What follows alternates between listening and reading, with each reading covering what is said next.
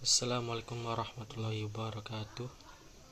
Nama saya Muhammad Ferry Surayan, kelas 3D, Prodi Pendidikan Bahasa Arab. Pada video kali ini saya akan menjelaskan kembali tentang apa pengertian akhlak dan moral dan kesusilaan, kemudian hubungan ilmu akhlak dengan ilmu lainnya, serta sejarah perkembangan ilmu akhlak dengan diperkuat oleh beberapa jurnal. Langsung saja, yang pertama, pengertian akhlak, moral, dan kesusilaan. Menurut jurnal Akhlak, Moral, dan Etika Perspektif Islam, akhlak adalah sifat yang tertanam dalam jiwa yang membuat seseorang melakukan perbuatan secara spontan tanpa dipikir panjang. Sumbernya berasal dari Al-Quran dan Sunnah, sehingga bersifat tetap dan tidak berubah oleh zaman. Sedangkan moral, menurut jurnal Akhlak dan Etika, adalah nilai baik dan buruk yang terbentuk dari adat istiadat dan budaya masyarakat. Artinya moral itu relatif dan bisa berbeda antara satu kelompok dengan kelompok lain. Lalu kesusilaan. Dalam jurnal Psikologi Moral Islami dipahami sebagai aturan sosial dan rasional yang dibuat oleh masyarakat untuk menjaga ketertiban.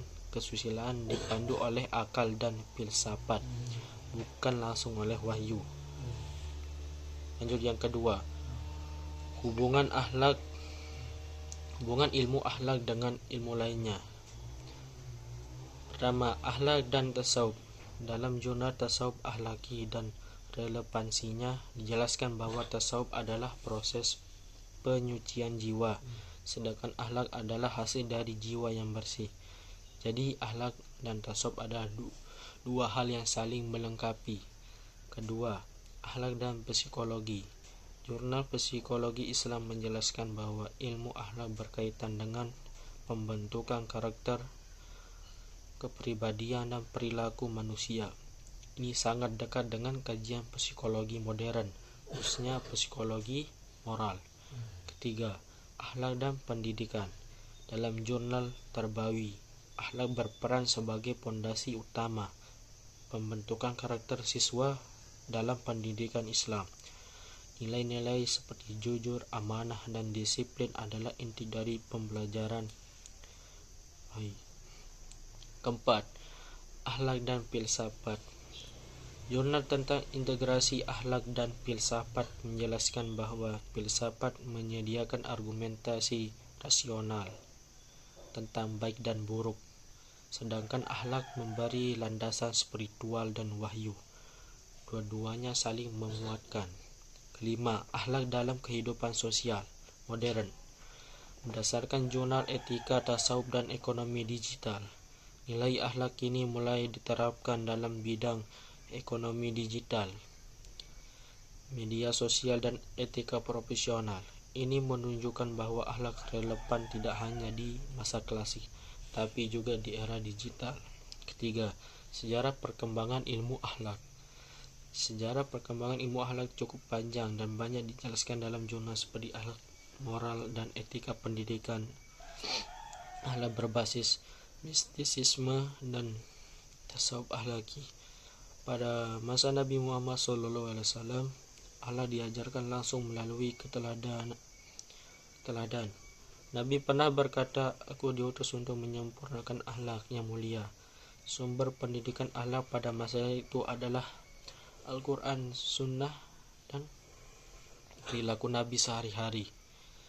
Pada masa tabi'in, tokoh seperti Hasan al-Basri menekankan pentingnya introspeksi diri, keikhlasan, dan ketenangan jiwa.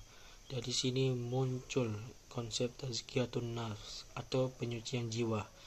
Pada keemasan Islam, para ulama mulai menulis kitab khusus tentang akhlak. Tokoh pentingnya adalah Ibnu Maskawih, penulis Tahzib al-Akhlaq. Kedua, Imam Al-Ghazali, penulis Ihya Ulumuddin yang menggabungkan akhlak, fikih, dan tasawuf. Jurnal Hikmah menyebutkan Imam Al-Ghazali sebagai tokoh yang menyempurnakan bangun ilmu akhlak Islam. memasuki era modern berdasarkan jurnal Mistisisme Islam dan Pendidikan Akhlak. Ilmu akhlak mengalami perkembangan ke bidang baru seperti pendidikan karakter, psikologi, etika profesi, dan etika digital. Bahkan jurnal etika tasawuf dalam ekonomi digital menunjukkan bagaimana nilai akhlak ini digunakan untuk menghadapi tantangan teknologi dan media sosial. Ini membuktikan bahwa ilmu akhlak terus relevan bahkan di era globalisasi. Demikian penjelasan tentang pengertian akhlak, hubungan akhlak dengan ilmu lain, dan sejarah perkembangan ilmu akhlak. Itu saja. Assalamualaikum warahmatullahi wabarakatuh.